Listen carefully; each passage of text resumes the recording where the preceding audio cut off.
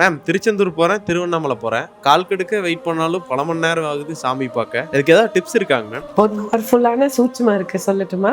திருச்செந்தூர்ல கருவறையில முருகர் இருக்காருதான். ஆனா அந்த கடல்ல பாத்தீங்கன்னா முருகர் விளையாடினதா ஒரு ஐதீகம் இருக்கு. அதே மாதிரி சண்முகர் அந்த சிலை அங்க கடல்ல காணாம போய் அங்கிருந்து மீண்டு வந்தது, அப்படி ஒரு ஹிஸ்டரியும் இருக்கு. சோ அந்த கடல்ல முருகர் இருக்கார். அப்ப நீங்க அந்த கடற்கரையில உட்கார்ந்து நல்லா மெடிடேட் பண்ணி உங்க பிரேயர்ஸ மனசார அவர்கிட்ட ஒரு நண்பன் கிட்ட பேசுற மாதிரி சொல்லி பாருங்க. நிச்சயமா உங்க வேண்டுதலை முருகர் கேட்பாரு. அவர் கேட்டாரு அப்படிங்கிறதுக்கான பதிலும் உங்களுக்கு இமீடியட்டா கிடைக்கும். இதை நான் ஃபீல் பண்ணியிருக்கேன் திருச்செந்தூர்ல. மேம் அப்ப திருவண்ணாமலை பொறுத்த வரைக்கும் பாத்தீங்கன்னாக்கா அந்த மலையே சிவன் தான். அந்த மலையவே நீங்க கிரிவலம் வந்துட்டீங்க அப்படின்னாக்கா சிவனை பார்த்த மாதிரி தானே. அந்த கிரிவலம் வரும்போது அந்த சிவனோட நாமத்தை சொல்லி அவரை நினைச்சு உங்க பிரேயர்ஸை வச்சுட்டு வேற எதுலயும் கவனம் செலுத்தாம ஒரே ஒரு சிந்தனையோட போங்க. உங்களோட பிரார்த்தனை ஆகட்டும் எதுவா இருந்தாலும் நிச்சயமா நல்ல விதமா நடக்கும். இந்த சூட்சுமத்தை நான் எப்பயுமே இதை தான் ஃபாலோ பண்றேன். திருச்செந்தூர் போனாலும் திருவண்ணாமலை போனாலும் எனக்கு தேவை அந்த மலைக்கு முன்னாடி நின்று